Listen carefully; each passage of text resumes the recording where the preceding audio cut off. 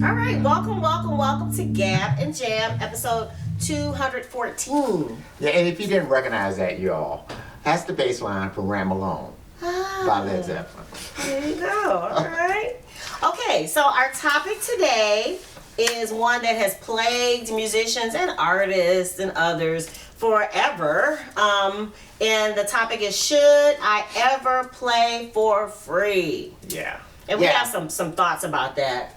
Yeah, I think even for me, normally you always feel like, hey, I'm a musician, I love to play, and any opportunity to play is great. And so, hey, somebody asked me to play, I'm just happy that they want to hear me, so I'm going to get out there and play. But here are 7 things to consider when you're thinking about playing for free or just giving your work away for free. Let's put it all under the same. And let's kind of, because giving away can be different from allowing people to stream your work. Oh, okay, so, I like that. I like that. So giving it away could be like, hey, they can download it, they can take it, they can just do whatever they want to do with it, right? That's one thing, right? And so maybe like if you are a person who's a beat maker, and and you're gonna allow people to use your beats royalty free or whatever else, so that could be more given away, as opposed to someone who uploads songs on SoundCloud that people can stream, so but not necessarily download. Okay. So that's, or put it, on YouTube or something like that, where you could actually take the work down if you want to, and that kind of thing. So to me, those are different things. Okay. And so, kind of distinguishing between those. Yeah, between the two of them. Okay. All right, so we were talking about this, and I have been for the past, 5-6 years, listening to Mika Brzezinski's Know Your Value book, because that was a mindset that I guess we had to work through, which was making sure that you get value for your work. So some of these ideas are kind of pulled from her book, and then others are things that we've talked about when considering this option. Right. Okay, so the first thing to consider when thinking about playing for free is that people value the things that they have to pay for more than the things that they get for free. So I'm going to go back to samples on the street corner when the vaccine was first out, when it was coveted, when it was scarce. People were stealing them, and it was all kinds of people were running out to try to get them and dressing as old people to get them. And now that it's free, people are running from them. There are a lot of people who don't value. Right. And let me take this in the realm of musicians. So especially I know with people who probably play at churches, right? You probably have run into this before. So meaning that, there are churches out there that will pay musicians. And if you as a musician, or if you as a sound person, whatever it might be, if you start to volunteer that, you might not ever get out of that position. So you may be in a position where you as the musician doesn't get paid, but let's just say let's say you're playing keyboards, right? And they need a drummer, right? They may pay the drummer, but not pay you. Right. Why? Because you're the free one. Right. The drummer is somebody that they had to bring in. They might bring in a guitar player, right? So you might find a guitar player, bass player, the drummer, all getting paid, but not you. Right. And that's the same thing as a sound person, right? If you have skills, is doing something like that, and you're working for a church, or maybe you're working for a club, or whatever it is, you have to understand that is something worth of value. Yes. And sometimes you probably need to go out to YouTube, go out on forums, find out what people normally charge for these type of things. Yes. So that even if you are going to give it away for free, you understand what the price tag is on what you're giving away for free. Yeah, so that ties into another one of our points. I do want to mention this. It probably should have been first, but number 2 for things to consider. Just because you love doing something doesn't mean that it should be free, because it is still work. Right. That's what we started off at. It has a value. You enjoy doing that kind of thing, and that whether you're doing it for your church or whatever else. understand, even for your church, understand the value of what you're donating to your church. Yes. You know, so understand the price tag of your labor. Yeah. You know, because you might enjoy it, but it is labor. Yeah. You know, I enjoy running, but that's work. It's work. You know, I mean, it is. Right. It's like, you know, so just because it's something you enjoy, you might enjoy playing basketball, maybe all the rest of these type of things. Yeah. And I'm sure LeBron James enjoys playing basketball. Right.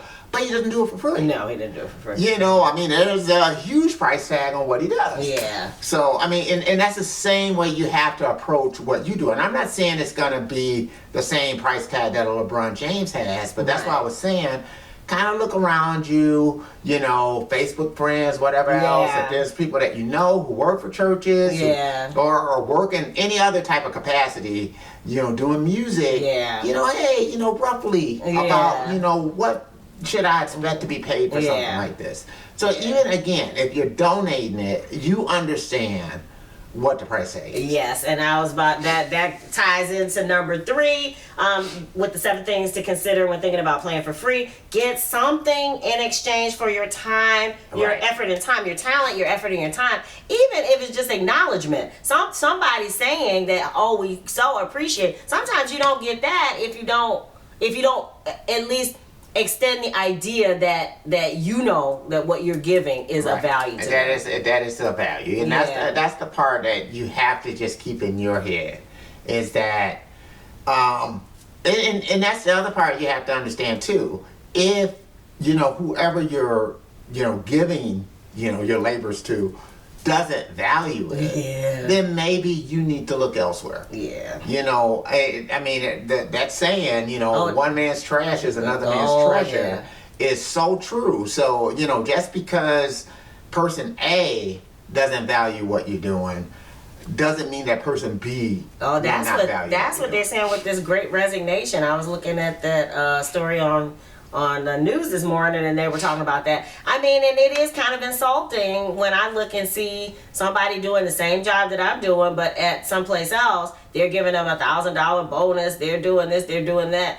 And I'm saying they're not giving the people who are staying. So, I mean, I get it. Right. I remember when I quit my job a while back, you know, I was in school, and I was seeing people who were similarly educated as I was, but financially we weren't in the same boat, and I was kind of like saying, why are they making so much more money than I am? You know, I mean, and that makes you start to think about things, right? You know, and that's why you kind of have to, again, you know, you should always understand the value of what you're giving away. Oh, I love this. Okay, so that ties into point number 4, with things to consider when thinking about playing for free. Definitely let them know what your price is, even if you decide to do it for free, and find some form of repayment. So again, recognition is one thing, but if they can share it on their social media, if they can give you a piece of gear, if they can barter for a different service or skill, if they can give you a letter of referral, if they can put a link on your website, on their website, something of value. It will make them, again, appreciate you a little bit more. I know it seems right. And I don't care, you know, and I know sometimes you can feel like, oh wow, I just kind of want people to, like, if you're a beat maker or whatever else, and you just want rappers to, you know, to know that you're out there making beats and things like that. Again, you know, you'll be surprised when people know that it's going to cost them something. You know, it just brings a certain level of respect. And, you know, appreciation. It lets them know that you respect yourself. And once you respect yourself, it teaches people how to treat you. And I think that might be one of our other ones. But, all right, so number 5, with the things to consider when thinking about playing for free. The one thing you said earlier, once you establish that payment is free, you may never get paid again. I mean, it's one of those type of things. It's sort of like if you go in and you're trying to negotiate something, right? You know, once you kind of establish a certain price for what you're doing, it becomes very difficult to renegotiate. It just does. I mean, you'll find that with athletes too. It's sort of like if you go in and you're in at one price, right? unless you show yourself to be above and beyond that price and can say, oh, you know, if you're not going to accept me for this, then I'm going someplace else, right? You're going to find it very difficult to renegotiate that rate of free. You're just going that's going to be tough to do. You know, I mean, we're seeing this here in Michigan. So Jim Harbaugh, he took a pay cut, right, as the head coach of the University of Michigan football team. You know, now all of a sudden he takes the team to the championship game, and, you know, he probably wants to renegotiate that contract. But how can he do that? He has to say, well, I'm going to the NFL. You know, so now he has a threat of jumping ship. So now that forces him back to the table. So that's almost how you have to be. If you started off for free, you almost have to say, hey, look, you know, X over here is about to pay me X amount of dollars to do this. And be prepared to walk too. You gotta be prepared to do that. That was one of the Mika Brzezinski's thing. She said there are a lot of people who the reason why they get what they're worth is they have to be prepared to pack it up. Even if they have no place else to go, like to take your chances. Once you know what you're worth, to go and get it. And then also her whole thing, which is what I used to do, was add dollars to it. To say, when you approach the other person, hey, I'm making... And, you know, don't tell them what you're actually making. Tell them what you want to make. So that they can top that. You know, instead of saying, oh, I'm only making this. Then they're like, oh, I pay you 2 cents more than that, and I got you. Like, you gotta figure out ways to you know, because, again, once you come in at free, it's tough to it's tough to renegotiate that. You know, because you gotta think of the person on the other side. Why would I want to pay you for something that you're doing already, for free?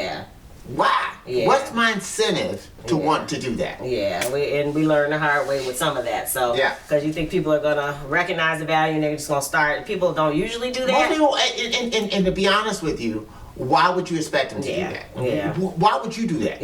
Why would a plumber who comes to your house and does something for free, right? And then he's done it already, and now he says, oh, okay, now I want you to pay me. And it's like, no, you said you were going to do it for free. I got a contract saying free. You're not going to pay them for that.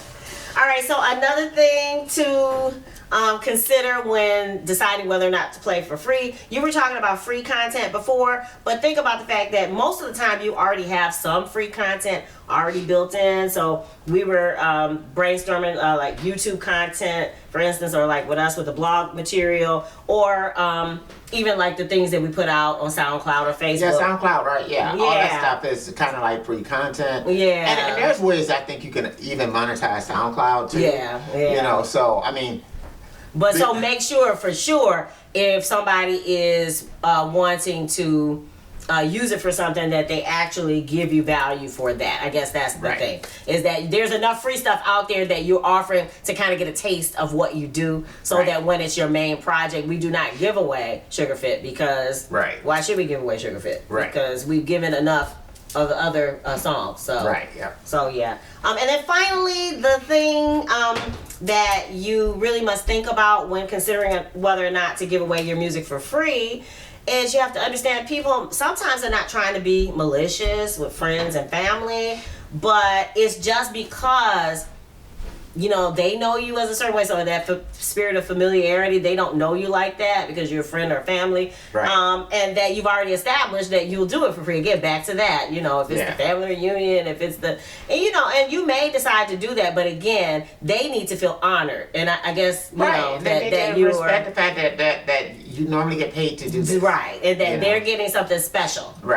And even if they do that, even if it's a more of a, but at least you feel appreciated. You don't feel like, oh well, you know, they're saying, well, if anybody else is available, we're gonna bump you off the show. Like what? And we've been there before. We've been on both sides of that. At least feel appreciated. I think that's the main part, because you know I can understand, especially if you're talking about family and that kind of thing. It could be kind of awkward to do things as far as money goes, but at least feel appreciated. And at any point along the way that you don't feel appreciated, you don't feel like, hey, you know, I'm being valued, You know, whether it's monetarily or just for appreciation or whatever. It was exciting for us. I think not to do it. Now it just does seem like people are excited when we get ready to play. At some of the later places that we've been at where it feels like they understand that normally people would pay for this. So yeah.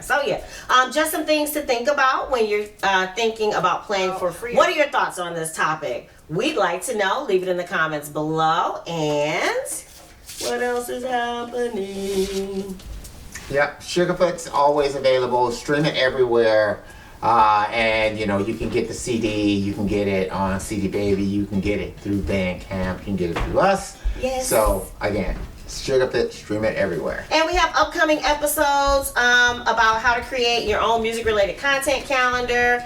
And then we're going to share in episode 217 the artist mentoring program with you guys, so that you will pull back the curtain and let you know the benefits, and then the things that you can expect might be drawbacks for you. So if you dig the vibe and you want to be a part of the tribe, be sure to subscribe. We're wishing you love, peace, and chicken grease.